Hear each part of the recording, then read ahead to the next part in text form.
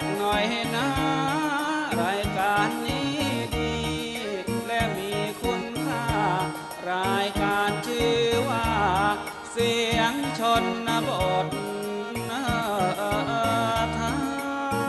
ย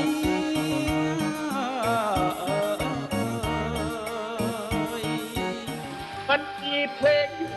หนึ่งครับพี่น้องครับมีตอนหนึ่งที่ผมชอบมากครับผมอยากเอามาฝากเป็นของพี่น้องครับป่านนี้แมวคงหอบหนีหมดแล้วไปอยู่ดูไบเมืองแก้วลืมคนไทยแล้วแมวไม่มองมาลืมคนอยู่หลังไม่เชื่อฟังพี่ป้านาใหญ่โตอวดเบ่งขฟ้าพี่น้องบ้านนาระทมหัวใจเดี๋ยวนี้แมวไปไม่หวนคืนหลังใครเตือนใครห้ามไม่ฟังหวังแต่กระตังความโลภนำพาบินไปฝรั่งหาทางวนอินเข้ามายุยงให้ชาวประชาพี่ป้านาอาเหลืองแดงการร่วมกับหุ่นเส้นมุ่งเน้นหนีไปตั้งหลักหุ่นเส้นสร้างบ้านให้พักปักหลักอยู่พัตบงไม่เคยยอมรับนิหมายจับทิ้งญาติพี่น้องคิดเอาตัวรอดเจ้าของให้น้องเคยตัวเป็นนายกไทยลืมแล้วหรือไรให้ใครนำทัพเฉลิมเนวินสมัครถูกหักตรอมใจจนตายทำไมเสียสัจจะของลูกผู้ชายเคยคุยอะไรกันไว้ทำไมลืมง่ายแทบน้อง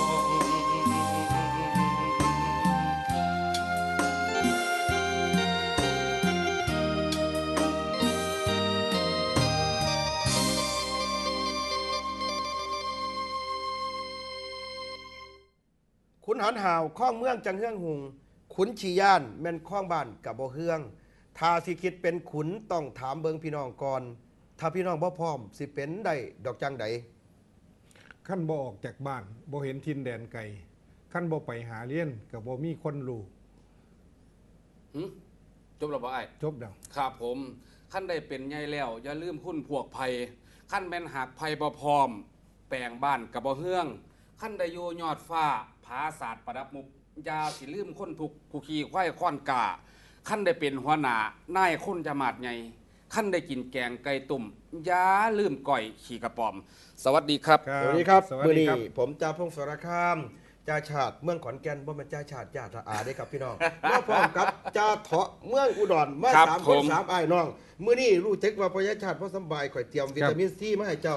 อันนี้กิน2เม็ดเด้อพี่เด้อหลังอาหารอันนี้ยาหมองอันนี้ยาหมองอันนี้จะท่าย่ำปวดหัวอันนี้ก็คือยาแก้หวัดเด้อพี่เด้อเดียนคอนกีครับอันนี้เดียนคอนกี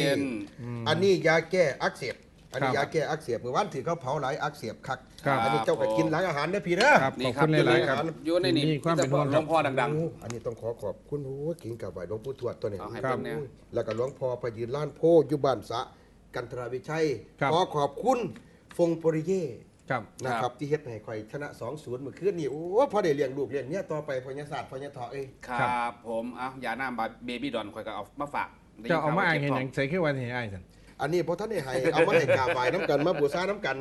ครับผมเมื่อนี้ครบเสร็จครับครบเสร็จ3ทีมเพราะ3คนพอดีครับเมื่อวานนี่นอนอยู่โรงพยาบาลครับเป็นไข้ร้อนๆหนาวๆน้องใส่เข้าไปเมื่อวานนี่จัดหนักว่าซั่นเพิ่นว่าลูกกองแกงกันมาเลยใครแม่นอยู่เมื่อวานนี่เพราะอยากเตะคนผมว่าซั่นเด้เพิ่นว่าเพิ่นสุดหลายเป็นบ่สุดหลายพญาเถาะลอยพญาศาสตร์ตื่นขึ้นซะเด้แต่แล้วรถแรงๆอยู่ปั๊บ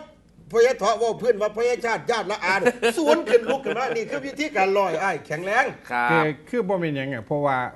อยู่ทำงานน้ำกันมากกว่าหลายปีแล้วแต่อยู่ FM 90.25อยู่ยิมทีวี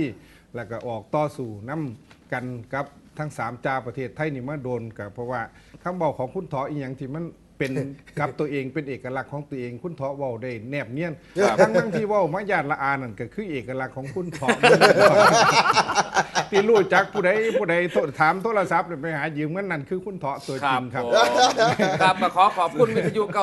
90.25 โอเบอร์แมน 90.5 106.25 ครับ 106.25 คุณกรอนพบครับ ครับ ผ ผม ม สถานีวิทยุของ ครับ สถานีวิทยุ 106.25 ผู้พันบ่ อยู่ผู้พานตั้งอยู่ผู้พานกับครอบคลุมไปได้หลายจังหวัด เพิ่น โอ้ห ทา ลาย ย อำ ท เภ อ อ ดเสียงรายการเสียงชนบทไทย ครับผม ทายทอดทุกมือเขาก็ต้องขอบคุณอ้ายไส้เพิ่น นิคมน้ำอูน ครับ เตาง่อยหรือง่อยเตา ครับผม ครับผมฟังได้เบิดกับพี่เลยมาฮอดกาฬสินธุ์พี่เด้อำเภอหน้าคู่ ครับ คำม่วงพี่เด้ ครับ วิทยุของเพิ่นตั้งอยู่ผู้พานครับ ครับ เมื่อวานนี่ก็ได้คุยกันมันบอกว่า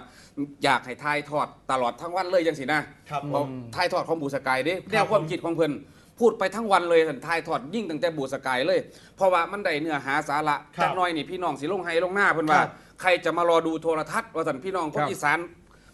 มักจาพงสารข้ามกับจาชาติหลายขอฮอดเบอร์หลวงพ่อว่าสันพ่อหลวงพ่อขอเบอร์พวกเจ้า ครับ ครับพุ่นก่อนพบโทรมาเมื่อวานนี่ ครับ ครับ ต้องขอบคุณคุณก่อนพบ ครับ คุณก่อนพบนี่รู้สึกว่าสิติดตามพวกเข้ามาตั้งแต่ช่อง 11 ครับ แล้วก็มาทายทอดเสียงสถานีวิทยุชุมชนปกป้องสถาบัน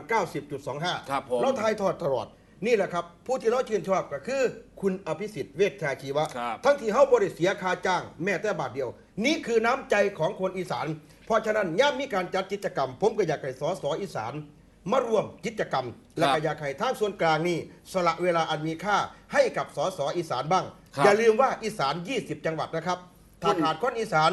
นะครับเจ้าคิดเบิ่งเอารวด20 จังหวัด เพราะฉะนั้นให้สสอีสานมีโอกาสได้เข้ามาร่วมกิจกรรม ครับ เพราะว่า 20 จังหวัดเชียวนะครับ ครับท่านบ่เปิดใจรับคนอีสานหรือว่าอีสานบ่เปิดใจรับท่านผมก็ยังบ่ฮู้แต่เราเวทีคนอีสานนี่ตั้งท่านอิสระนี่ได้เว้านาทีเดียวมันบ่แม่นครับ ครับผม ผมอยากให้เว้า15นาทีเว้าเป็นภาษาอีสาน ครับผม ล้างความผิดให้คนโกงล้างยังไง เอ้า ครับ คุณเถาะ ครับผม เมื่อวานนี่คุณสุธิดาสมชัยนี่เป็นสสประชาธิปัตย์อุบลราชธานี เอิ้นมาเลยส อ่า สพุ่มภาคอีสานเนี่ย ได้ขึ้นเวทีแป๊บหนึ่งแล้วเพิ่นกับเว้าได้หนาฟังอยังมากๆ ฟังแต่พูดหน่อยแต่มีความหมายคันบ ครั อก บ ว่า ครับผม ในเวทีเสวนาพาความจริงนี่ ถ้าเกิดไปเพิ่นนายกอภิสิทธิ์เพิ่นก็บอกแล้วว่าเพิ่นจะไปจัดทุกภาค อ่าฮะ แต่ถ้าไปภาคอีสานเพิ่นบอกว่า อีกบ่โดนพี่น้องอีสานว่าซั่นว่าเฮาสิไปฟาดมันทุกที่ว่าซั่นล่ะเฮาสิไปฟาดมันทุกที่ได้ความหมายครับไปฟาดในที่นี่ก็คือหมายความว่าฟันต่อฟันตาต่อตาเพิ่น ครับ สิผ้า ลิ้น เว ต่อลิ้น ที แขวต่อแขว ครับเวทีพาความจริงมือนี่ไปทั้งอีสานกับพี่น้องเฮากับล้อเอานะครับ โดยเฉพาะจังหวัดใดที่มีความพร้อมมวลชนมากมายหลายที่ และผมคิดว่าทุกมือนี่ทุกจังหวัดบ่ว่าเฉพาะภาคกลางอย่างเดียว ภาคอีสาน ภาคเหนือ ครับผม ภาคใต้เพิ่นมีความต้องการที่จะ ครับ ให้เวทีของการพาความจริงนี่ลงไปทุกจังหวัด ซึ่ง ผมก็อยาก อดีต ครับ คือ ผม หัวหน้าพรรคเพิ่นก็สิจัดเวทีตรงนี้ เราบอกว่า ต่ นี่ข่อยภาคภูมิใจครับ เห็นสิทธิ์เก่ารามมาต่อต้านคนโกง ครับ แล้วก็มีนิสิตนักศึกษาจากมออีหยังกับมหาวิทยาลัยเจ้าได้บอก ม ว่า หาวิทยาลัยรังสิตค ม รับ หาวิทยาลัยรังสิต ครับ แล้วก็มหาวิทยาลัยรามคำแหง ครับ นะครับเพิ่นบอกว่าล่ามคำแหงบ่ได้โง่ทุกคนเด้อจ้าประสิทธิ์จิตประสาทว่าท่านว่า ครับ มื้อวานนี้เพิ่นก็ให้ความรู้ให้สาระแก่พี่น้องประชาชนผู้ที่ไปอยู่แถวไหนจ้าชาติมื้อวานได้จัดกิจกรรม อยู่หน้าสำนักงานเขตมีนบุรี ครับผม ซึ่งเพิ่นคิดว่าบอกว่าสิบุมีคนไป แต่ปรากฏว่าโล่งแตกครับ ครับ แตกทะลุทะลวงออกมาจากข้างนอกจากสวนหลวง ครับผม ตรงนั้นน่ะนะตรงหน้าสำนักงานนะครับออกมาล้นมาทั้งถนนจ ครั น บ บ่ ผม มีช่องจราจรสิได้แล่นครับ คนจ่าชาติคนอีสานนี่เดียวนี้มันแทรกซึมเข้าไปทุกพื้นที่ ครับ ว่าสิเป็นยูซ่านฟ้านยูรอดเอ็มเจริตยูซ่าอุยูมาเลเซีย ครับผม ฟังเสียงชนบทไทยฟังภาษาอีสานรู้เรื่องเบิด ต้องขอขอบคุณ ใน พี่ เมื่อ วัฒนาโทรมาจากอิตาลีนะครับพี่วัฒนาโทรมาจากอิตาลีนะครับ ผม นะครับฟังรายการเสียงชนบทไทยได้เบิ่งซุมือเพิ่นเบิ่งทาง YouTube พร้อม ครับ นะครับทางอินเทอร์เน็ตต้อง ผ ข ม อข อ อย าก บคุณ ให้สสอีสานมาขึ้นเวทีและเปิดใจรับ ครับ คน ผม อีสานบ่แม่นว่าคนกรุงเทพนี่เข้าใจพวกท่านอยู่แล้ว ท่านก็เว้าแตะสู่คนกรุงเทพฟังท่านต้องไปเว้าเนี่ยอุดรขอนแก่นมหาสารคามมหาสารคามจังซี่ ครับกาฬสินธุ์ ค ข รั อบ นแก่นอุบลอุดรสกลนคร ผม ขอนแก่น ยังบ่ฮู้ว่าท่านเปิดใจรับเขาหรือว่าเขาเปิดใจรับท่าน อี สอง นี้ อ แล้ ย่าง ว นี่ การจัดกิจกรรมนะครับสสอีสานควรเข้ามาร่วมกิจกรรมเพราะว่าจะเป็นท่านอิสระสม ผม ชั ขั้ ย นแขวว่ามันอย่างนี้ อ ผม ดีต ขั้นแขว รัฐมนตรีแต่เป็นคนมีคุณภาพเพราะว่าจะเป็นสสเอวุฒิพงศ์ นามบุตรไม่ว่าจะเป็นอดีตสสป๊อปปี้ ครับ อยู่ที่จังหวัดยะโสธร ใช่ ไม่ว่าจะเป็นท่านวิทูลนามบุตรไม่ว่าจะเป็นท่านสุทัศน์เงินหมื่น อยู่ ซึ่งเป็นสสที่มีคุณภาพทั้งนั้นนะครับให้โอกาสกับสสอีสานได้เว้ากับพี่น้องลังเทียภาษาปากกลางก็ดีอยู่บอกไปลังเทียเขาเปิดนี้เลยเพราะหยังมันบ่เป็นภาษากูเพราะอีหลีแล้วนะครับถ้าได้ยินภาษาเดียวกันเนี่ยพี่น้องครับโอ้โหยังไงก็หยุดฟังแน่นอนนะครับมือว่านนี่บางคนบ่ฮู้จักคำว่าเผด็จการซ่อนรูปมือว่านก็ได้ฮู้ได้เห็น อาจารย์แก้วสันได้ขึ้นเวทีนะครับโอ้ยข่อยฟังแล้วจะเป็นโว้เอาความจริงมาเปิดเผยให้พ่อแม่พี่น้องการล้างผิดคนโกงคืออะไร การปองรองปองดอง ไว้ปองรอง ไปเลย ครับ การปองดองแบบหลอกๆนี่แหละครับพี่น้องครับคมนาการเมืองข้าราชการนักธุรกิจ3ประสานเป็นจังไหนการสร้างหนี้สาธารณะเพิ่มขึ้นจาก45จนถึง60เป็นจังไหนอาจารย์แก้วสันเว้าชัดเจนมากหมู่บ้านนี่นะครับ ครับผมพญา เอา ชัด ประเด็นของน้องนิติวัฒน์ชูงัวครับซึ่งเป็นบัณฑิตจบนิติศาสตร์รามคำแหงเพิ่นเบาดังที่จาพุ่งเบาและประเด็นอีกประเด็นหนึ่งน่าสนใจ ที่เยาวชนออกมาเคลื่อนไหวทั้งการเมืองรวมกับพรรคประชาธิปัตย์ก็คือมันบอกว่าบ่ต้องแก้รัฐธรรมนูญหรอกครับเพราะรัฐธรรมนูญดีอยู่แล้ว ต้องแก้ที่สันดานนักการเมืองเอง ครับผม ถ้าแก้ตรงที่สันดานนักการเมืองได้ชาติเฮาสิไปรอด และอีก 3 ปีประเทศไทยจะเข้าสู่สมาคมอาเซียนหลังที่เขาสอบถามไปยังความรับผิดชอบของรัฐบาลว่ากำลังเตรียมตัวอีหยังให้กับเยาวชนที่จะเข้าสู่ในระบบสมาคมอาเซียน ประชาชนเยาวชนของชาติซึ่งจะเป็นผู้ใหญ่ในวันหน้านั้นจะได้รับโอกาสได้รับผลประโยชน์อีหยังจากการเข้าสู่สมาคมอาเซียนในเมื่อท่านบ่ได้เตรียมความพร้อมในด้านการศึกษาให้กับเยาวชนเลย แล้วก็บอกว่านายกยัดดีตั้งแต่ออกไปทั่วนกขมิ้นและไปหาซีโบยซีบายมองหันมองนีให้ช่างภาพถ่ายภาพออกมาดูดีนะครับหรือบ่ท่าน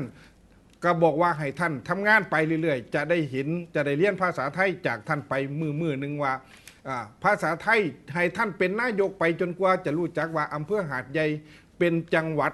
เป็นบ่เป็นจังหวัดหาดใหญ่ เป็นอำเภอ แต่เป็นอำเภอให้ได้ให้เลี้ยนไปเรื่อยๆ และการถนนข้อนกรีดนี่ก็ให้ ข้าเจ้าได้สามารถที่จะเรียนรู้ภาษาไทยตามนายกไปเรื่อยๆผมบอกว่า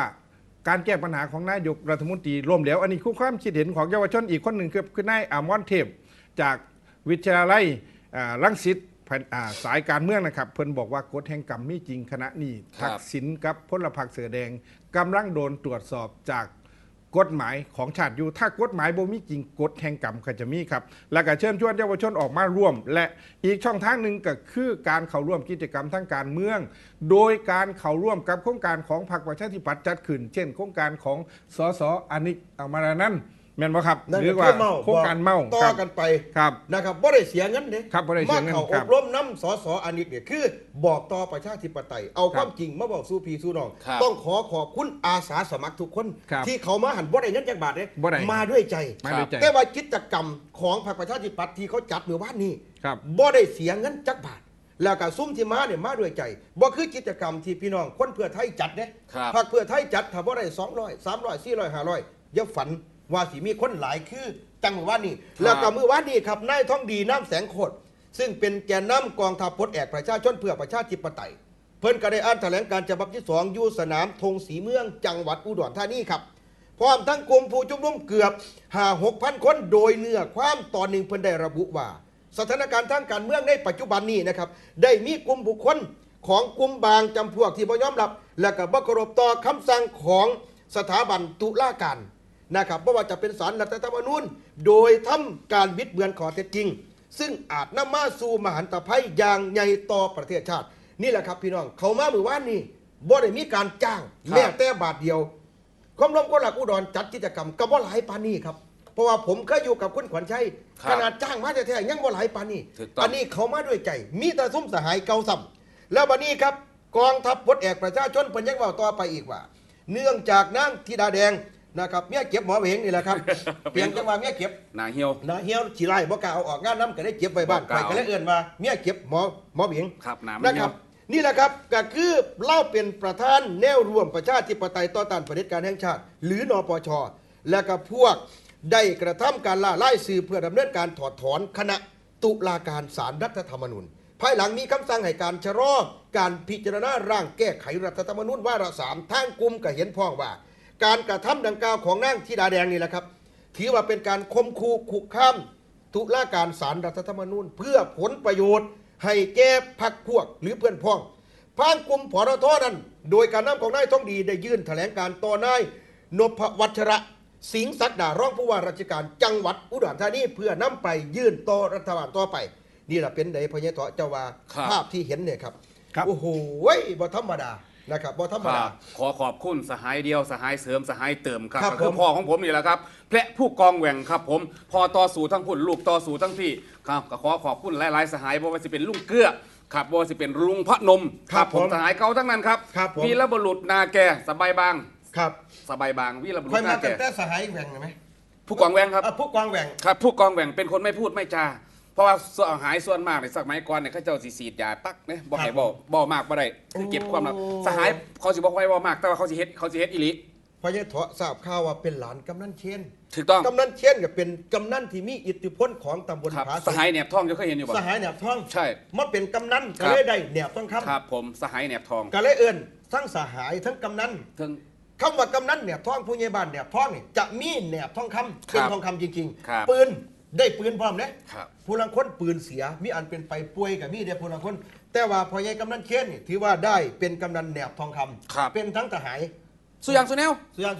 ครับหลานสหายตัวนี้ครับคำมันจะมีเลือดสหายอยู่ในนี่อยู่มันยังใจรักชาติครับเดี๋ยวฝ่ายชิวาหนึ่งพี่น้องทั้งอุดรเพิ่นฝากความมาเพิ่นบอกว่าเฮียเล่งนี่เป็นพ่อของคุณหานชัยครับผมแล้วก็คุณขวัญชัยไปพนาง่ายไปจากสุวรรณบุรีไปอาศัยบารมีเฮียเล่งครับแล้วก็ประชาพมนอกสมัยเป็นผู้กองอาศัยบารมีเฮียเล่งของพ่อนายหานชัยของพ่อนายหานชัยแต่ว่ากลับมาถึงตอนนี้คุณประชาพมนอก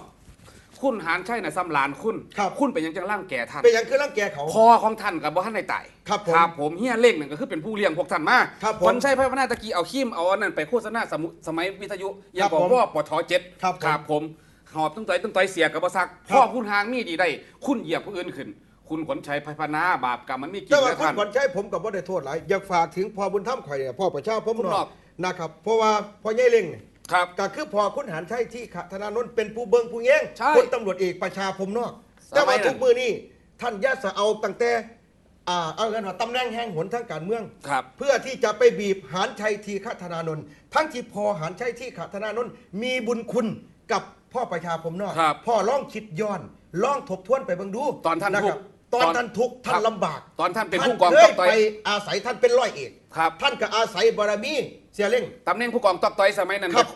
ซึ่งพ่อของคุณหานชัยที่ฆธนานนท์เป็นผู้ดูแลท่านประชาพมนอกแต่ว่ามือนี้รู้สึกว่าท่านประชาพมนอกสีคมเหงเต็งเต็กนายหานชัยทีฆธนานนท์มากเกินไปแล้วครับมือว่าในเพื่อนป่าใช้อุดรคนหานชัยบริจางคนมาจักเบียดคนเป็นหมื่นคนมือว่านี่แล้วก็ยังมีรถวีโก้หาคมคูคนนี้รถวีโก้สีขาว4 ประตูไปคมคูพ่อแม่พี่น้องป้องไปต้องเลือกนายวิเชียรขาวขำมาท่านว่าพี่น้องที่รักและเคารพครับผมย่านอย่างเดียวคือการโกงการเลือกตั้งฝากไปถึงท่านผู้ว่าราชการจังหวัดอุดรธานีท่านต้องมีเกียรติการเมืองเนี่ยอย่าลืมนะครับลมเปลี่ยนทิศมิตรเปลี่ยนทางมันสามารถเปลี่ยนแปลงได้ท่านอย่าไปฝักไฟกลุ่มใดกลุ่มหนึ่งวางตัวเป็นกลางเข้าไว้ขณะนี้นักข่าวทางกรุงเทพได้ไปจับตามองท่านผู้บัญชาการตำรวจภูธรภาค 4ท่านผู้บังคับการตำรวจภูธรจังหวัดอุดรธานีและไปจับตามองผู้ว่าราชการจังหวัดอุดรธานีเพราะฉะนั้นระวังตัวไว้ให้ดีเดี๋ยวนี้นักข่าวกำลังสิเอาภาพตำรวจภาค 4เอาภาพตำรวจอุดรเอาภาพตำรวจหนองคายที่ไปเฝ้าหัวคะแนนผู้อื่นบ่ให้เขาแจกเงินแต่ว่าของเจ้าของแจกเอาระวังการโกงการเลือกตั้งการเปลี่ยนหีบเพราะฉะนั้นต้องเอากล้องวงจรปิดไปจ่อไปเลยบักหน้าใดมันสิมาเปลี่ยนกันร้องเบิ่งครับพี่น้องครับว่าอำนาจเผด็จการมันสิยิ่งใหญ่กว่าประชาธิปไตยแสนอาวุธแสนศัตรูหมื่นอันธพาลบอกไม่อาจต้านมวลมหาประชาชนครับผมเพราะฉะนั้นพี่น้องชาวอุดรจับตามองให้ดีกล้องวงจรปิดเอาไปจ่อไปเลยครับระวังเขาเปลี่ยนหีบงานนี้เขาโกงแน่นอนไม่จริงเถียงมาครับให้คนเสริมหน่อยหนึ่งคุณจ่าชาติแล้วเขาไปหาเสียงในบัตรตามบ้านนอกตามชนบทไปหาเสียงเขาบอกว่าหานชัยทีฆธนานนท์หัวเป็นฝ้าหางเป็นแดงเพราะฉะนั้นครับคุณหานชัยเขาไม่ได้เป็นสีเลยครับเขาเป็นคนของพี่น้องประชาชนทุกสีไปแอบอ้างว่าหานชัยเป็นลูกน้องนายเนวินทั้งที่หานชัยกับเนวินเขาบ่เคยคุยกันตักเถื่อคือกลุ่มนี้อยากอุปโลกขึ้นมาสร้างสงครามชนชั้นเพื่อที่จะให้เขาเกลียดเนวินแล้วก็ให้เขาเกลียดหานชัยไปนำนี่แหละคำว่าวิชามานเริ่มบรรเลงแล้ว อีหลีแล้วเนวินกับหานชัยบ่ฮู้จักกันบ่เคยโทรหากันจักเบ็ดครับ เรานี่ของจริงมาจนว่า เออ หัวก็แดงหางก็แดงแถมยังตูดแดงอีกต่างหาก อันนั้นนิ่งมันมาโกกหน้าโถแล้วอันตูดแด ครั ง บ ครับเอาเชิญพี่จ่า อัน ชา นั้นก็คือเวทีการต่อสู้กันที่จังหวัดอุดรธานีรู้สึก ครับ ว่าจะเข้มข้นพี่น้องในฐานะที่เป็นเจ้าของประเทศ เป็นเจ้าของสิทธิ์เจ้าของเสียงกับพิจารณาเอาครับทั้งสื่อสารมวลชนก็ได้นำเสนอเพื่อให้พี่น้องเขาได้รู้จักครับผมสิพานํพี่น้องเข้าไปสู่เวทีพาความจริงมือนี่ที่มินบุรีจักหน้อยครับ ครับ บุคคลคนหนึ่งที่ขุนพ้นบ่เป็นขุนพ้นพรรคประชาธิปัตย์แต่เป็นขุนพ้นผู้หลักบ้านหลักเมืองออกมาประกาศก้าวถึงว่าตัวเองขืนพูดในครั้งนี้ จะถูกฟ้องสัก10 คดีก็ย่อม ครับ ถ้าจะเอาเขาไปสู่ระบบของศาลเพราะตัวเอง ต้องอาศัยอำนาจศาลเท่านั้นและกระพึ่งบารมี ตามแนวที่เป็นอยู่นั่นก็คืออาจารย์แก้วสันอธิโพธิเดินขึ้นเวทีอย่างอาจหารชาญชัยประกาศถ้าบอกว่าเวทีตรงนี้บ่เป็นเวทีของประชาธิปัตย์อย่างเดียว แต่ที่ตัวเองมาถือว่าเป็นเวทีของประชาชน ที่ตัวเองต้องอาจหารชาญชัยมาพาความจริงให้พี่น้องเฮารู้จัก เพิ่นว่าจังซั่นครับ เพิ่นบอกว่ามีขบวนการสัวไล่ที่ทำให้ชนะการเลือกตั้ง